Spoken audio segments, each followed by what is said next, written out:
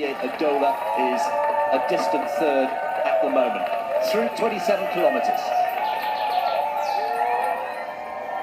And the women have gone through 23k, as we see that swing right there for Kipchoge, and he's moving away with every stride now. 2:56 last kilometre, so further evidence that things are slowing down a little bit. 2:56. Yeah, and that's the slowest of the race so far. 27k, 1:16.56. Meanwhile, it's a perfect 7 for Marcel Hug in the men's wheelchair race. 6 times Berlin winner, and now a 7th for the silver bullet. He's come through and he really has made this event his own. 1:24.56 the winning time today. Congratulations to Marcel Hug, the world record holder, winner here in Berlin for the 7th time.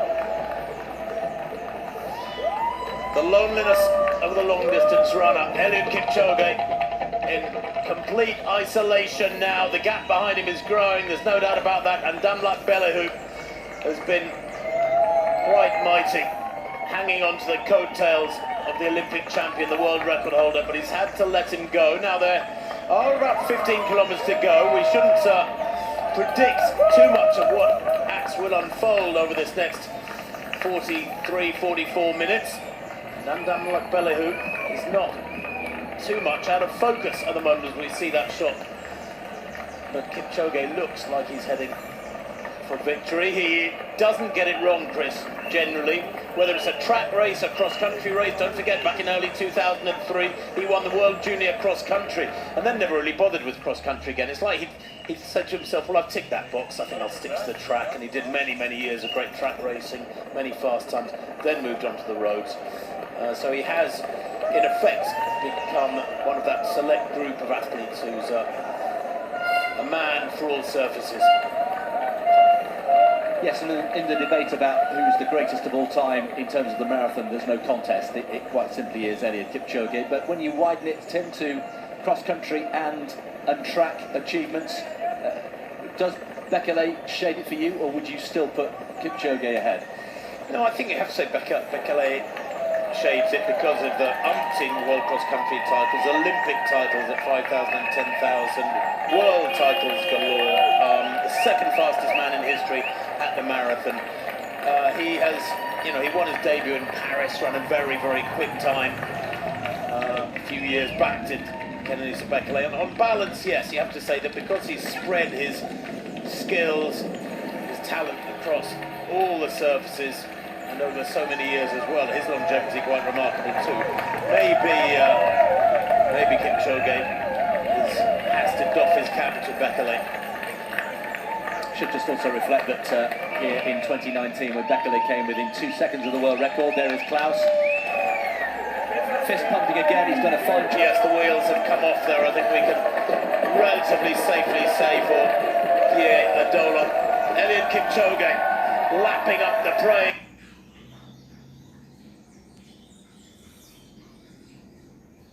The sides of the crowds along much of the course grow through the morning and are quite immense. Fantastic running this from Damlak Belehu. This is perhaps the biggest shock of the day in many respects. A man who ran a personal best of 2:09 earlier on this year. Where did this come from, this performance from Belehu? Yes, he's got many kilometres to go yet, but he's holding together pretty well, Chris, whereas we've seen what the first half of the race, the tempo did to the defending champion Adola. It's destroyed him. It has indeed, yeah. It's a sad sight to see for Guy Adola. But just signs now that Belehu is also starting to struggle. The shoulders are slumped. No such problem there for Eliud Kipchoge.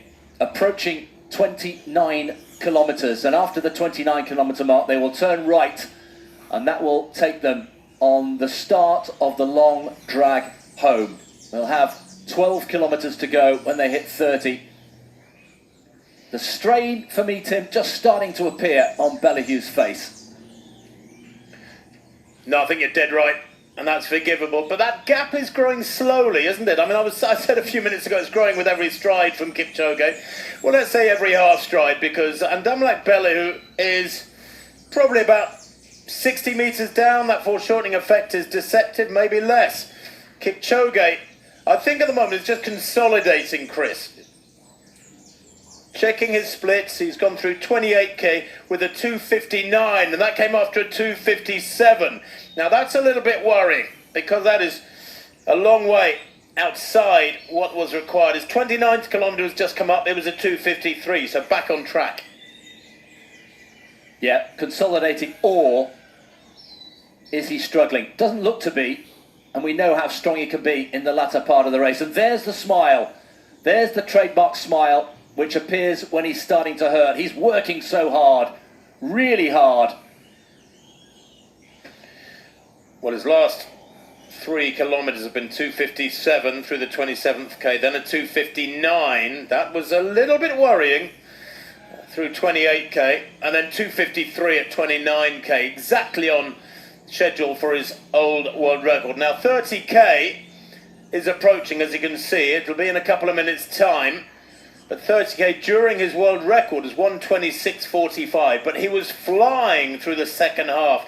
And in many respects, it looks like the unfolding of this race today is sort of an inverted version of what he ran in 2018. A very cautious first half and then a lightning quick second half. Today, his first kilometre significant, because there had been building evidence that maybe, just maybe, the first half of the race was catching up with him. The crowd's building all the time.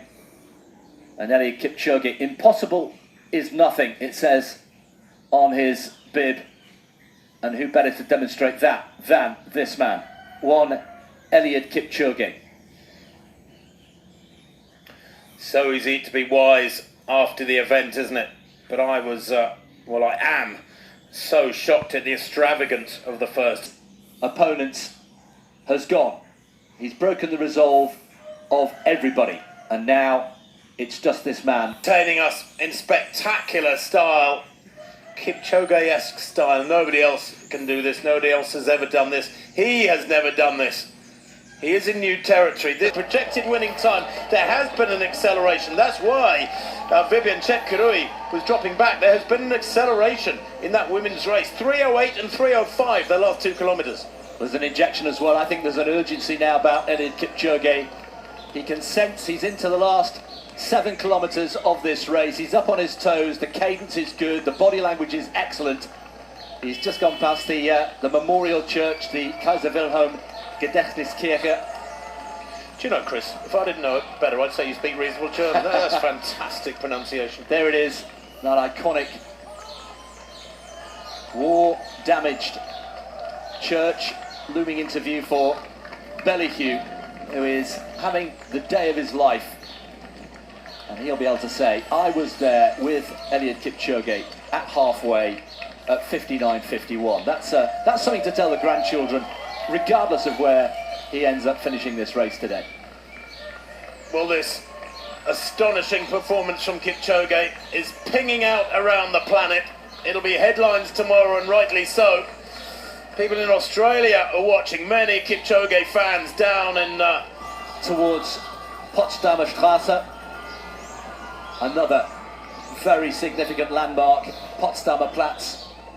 And from there, it's just around 4 kilometres. The crowds, I can tell you, we are on the finish line here, just beyond the Brandenburg Gate, waiting for Eliud Kipchoge to arrive in the next, 15 or 16 minutes.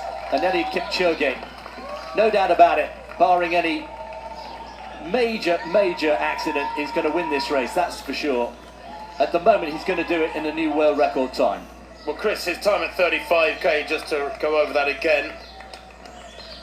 A few minutes ago, 1:40. They were a little bit too aggressive in the first half of the race, but he will be very aware of how aggressively he ran between 35 and 40 back in 2018.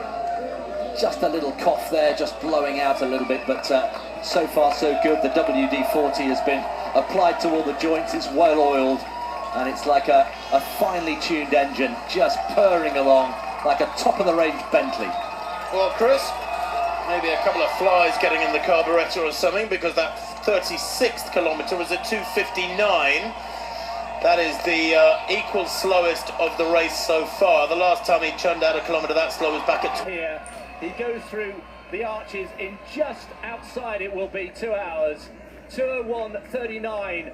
is the target. He's going to smash the world record under the famous arches of the Brandenburg Gate, built in 1791. And from here, 352 metres to go, less than 60 seconds of running. It's less than a lap of the track. All those early starts, all those endurance runs, the tempo runs, the sacrifices that he's made have all come down to this. His wife and children are watching back home in Kenya. The crowds are going crazy. It's history unfolding here on the streets of Berlin in the sunshine. The double Olympic champion is the greatest marathon runner we have ever seen in the history of the event. He's going to get inside the world record. It won't be by a minute, but it will be an appreciable chunk. He has done it again. This is superhuman. This is road running from a different planet here in Berlin in 2022. Eliud Kipchoge smiles for the last time. Let's keep an eye on the clock, just outside 2:01. Eliud Kipchoge is a history maker in Berlin. Yet again, he has done it. The world record is gone, and now he can celebrate. And that is simply stunning. A warm embrace from Patrick Sang, his long-term coach. And the greatest marathon runner the world has ever seen has produced the fastest marathon the world has ever seen. This man leaves you scrambling for superlatives again and again. Why did we ever doubt him?